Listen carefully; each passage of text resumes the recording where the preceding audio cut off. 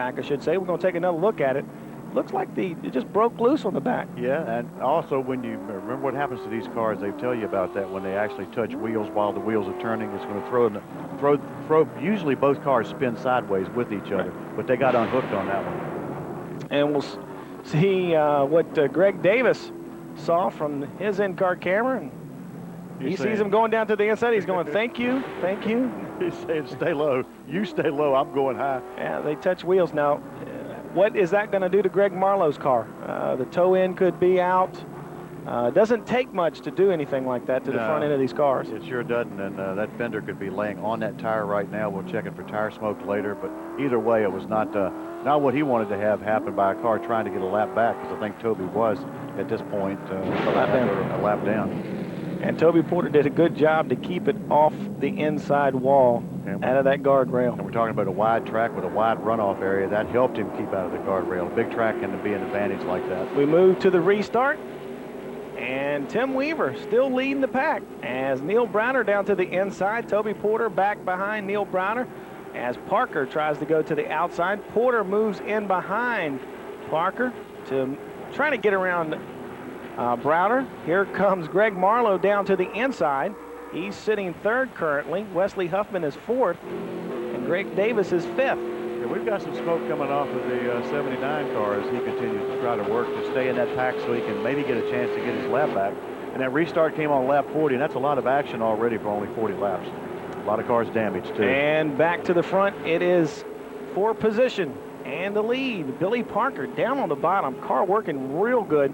Timothy Weaver maybe working it just a little harder than he has to on the outside. Yeah, you know, there's two schools of thought on this. The 86 car is pinching down, which is going to heat up his right front tire, while the 79 is still running free up top. Even though his car may be pushing, that's what's putting him up there. And Greg Marlowe trying to get past the 78 of Neil Browner as they're side by side. Great racing here at the beginning of this 200 lapper. Look at that run the 79 got off of turn 2 to come out of that high groove and hold a car length lead. Well, I can almost see Billy Parker's crew chief jumping up and down going, come on. Don't burn up that tire. Don't burn up that tire. And Neil Browder again, but this time he's leaving plenty of room underneath for Greg Marlowe to come on through. Well, as we say, maybe. That pulls right down in front of him, but you never know. And Greg Marlowe starting to get a little antsy, wants to get by him. He also wants to, by now he's checked his car and he probably knows he's got some problems. So the cars, it looks like Toby Porter's car is going way off the pace. Yep, J.R. Robbs leading Gary Greenwood Jr., who's one of our newcomers, who's won a bunch of races. Only one late model race, but a bunch of go-kart races. A lot of these drivers come from the go-karting ranks in Georgia and Alabama, Virginia, and North Carolina. Just behind them is the number 30 of Scott Kilby back in that car. And right off the screen is the Donnie Smith car, number 53 Oldsmobile, the AT&T Cable Services ride, who's a man who has a lot of experience at this track and a lot of victories. And we get a little bumping going on there. And now the Catfish has Greg Marlowe on his rear bumper. We move ahead just a bit. And Billy Parker is taking the lead. Greg Marlowe sits second right on his bumper. How comfortable is that guy? How many times have we said that? Greg Marlowe trying to work his car to the inside, and looks like he's got the fender up underneath of him. I mean, I'm working it hard right now. He's right on his, well, he's not on his bumper anymore, he's right beside him. Hear him work that throttle coming out of the corner? Yeah, and he's moving him up the track into groove number 3 a little bit. Robbie Henry stays low and slow and stays out of the way of the leaders. Did a great job all race long, and Robbie's been at almost all of these races. And another one of our drivers that carries our in-car camera, we ask him what he thinks about the half mile and how he has to get mentally prepared. Greg Davis, let's talk to him for a minute. Well, really, Jerry, you know, this track here is more up my alley. You know, these little bull rings like Hickory and Tri-County are kind of aggravating to me, and this is a little bit more what I'm accustomed to here. So for me, the driver, it was a very welcome transition. For the car, we had to make a few changes. We stiffened up the rear of the car a little bit, and of course, we've been fighting a tight problem all along here, so we've continued to loosen the car up a little bit. But other than that, I mean, we're like duck in the water here.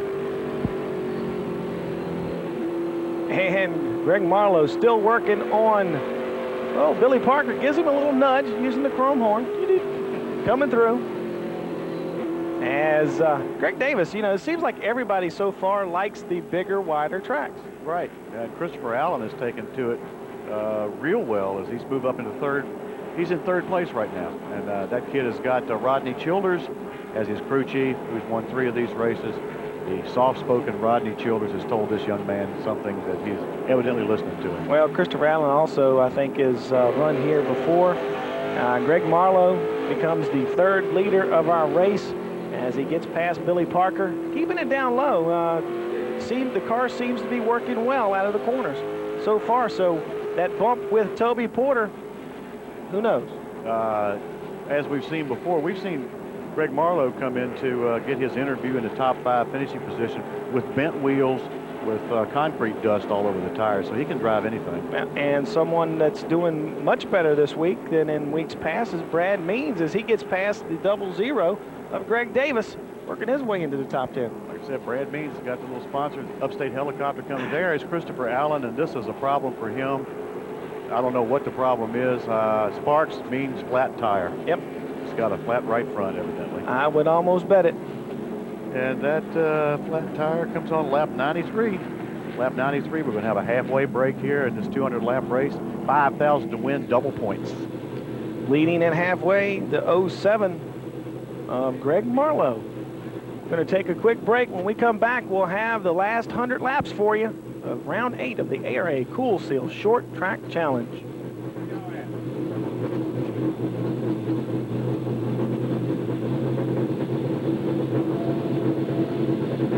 Look at the steering. Way break is over. Lap 101, the restart, and Greg Marlowe gets a good jump off of that green flag. Billy Parker is sitting second. And we come to the speedy shot once again. Oh! Someone hit that. Tim Weaver kind of brushed the wall. Really, Josh Richardson also. Well, we got more than a brush there. Ouch. Excuse me. That Charlie Brown just went down. Charlie Brown, Scott Kilby. Jimmy Haley Jr. is backwards in the number 4 car there with not a lot of damage on his car. It looked like it hurt. Oh, Scott Kilby's car is just torn to shreds. We go back to after the restart, and a car that is on the move is the number 99, the 13-year-old is Stephen Light. We told you he had a lot of laps on this track, most of them without cars. Yeah, well, let us tell you how. They'd come down here and practice for 2 or 3 hours every night. Well, we talked to Greg Marlowe at the halfway point, and this is what he had to say. We're wondering about his toe-in. Well, here's Greg.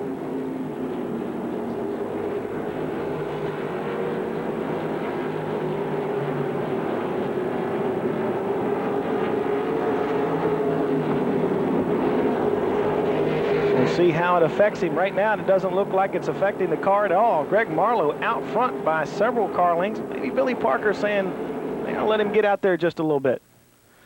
We had to go to another caution, and that was on lap 140, and unfortunately, it was for a wildlife that, wandered onto the track and made a very bad animal decision and got tagged by the 4 car of Jimmy Haley. Tough as, look at Charlie Brown got stuff hanging all over him. Tim Weaver, oh man, and that's Stephen Light who drove right on through him. We're going to take a quick break. We'll be back with more of round number 8. Everything pretty much impounded on that to keep an equal playing field. One of the things that I'd like to take credit for as competition director, but not necessarily true, one of the things that keeps the field so close is everybody runs the same carburetor, a 352 barrel carburetor. Not a whole lot of air and fuel go into these motors.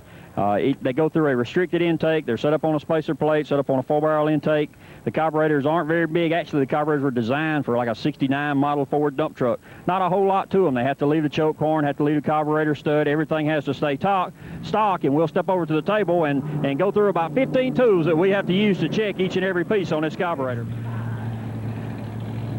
One of our biggest goals on the ARA Kool Seal Challenge is to keep the carburetors straight, keep them as box stock and as legal as possible. We take these sample pieces with us for the racers to be able to look and see what we allow or disallow. Not that we would ever accuse a racer of trying to get away with an unfair advantage, but we keep all these tools. These tools are built to specification. They're kept, we have to keep them up just as good as they have to keep their race cars up to be able to tell them what's legal and what's not legal. We can check the size of the holes in the carburetor as far as the Ventura goes, throttle blades, base plate, boosters, the inside of the boosters. All this stuff is very important in keeping the race as close as it has been lately. Get the green flag, restart. Small carburetors, big track. Got to find speed somewhere. And they got all these guys got a large right foot pushing on that small carburetor. If you saw what it looked like, heck, you can imagine how it makes 400 horsepower. I don't know. Restart was on lap 166. It's going to move pretty quickly here, folks. 200 laps, got to squeeze it into an hour, so it's going to move quickly for you. And Greg Marlowe still leading Catfish Parker. Billy Catfish Parker is second. Wesley Huffman is third. Josh Richardson is sitting fourth, and Tim Weaver still hanging out there in the top 5. Yeah, remember, this was a double points race, and people did take inverts. As we get a little tap, Catfish Parker all over the rear bumper of Greg Marlowe's car.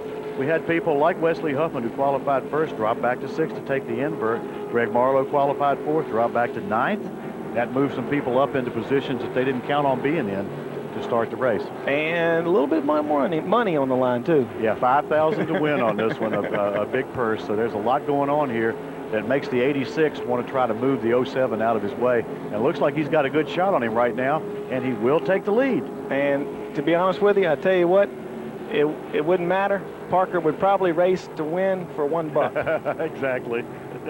Huffman goes to the inside of Marlowe to try to take second. Lap 182 is when the lead change happened, and evidently the car of Greg Marlowe, which just Wesley Huffman just wiped across his nose.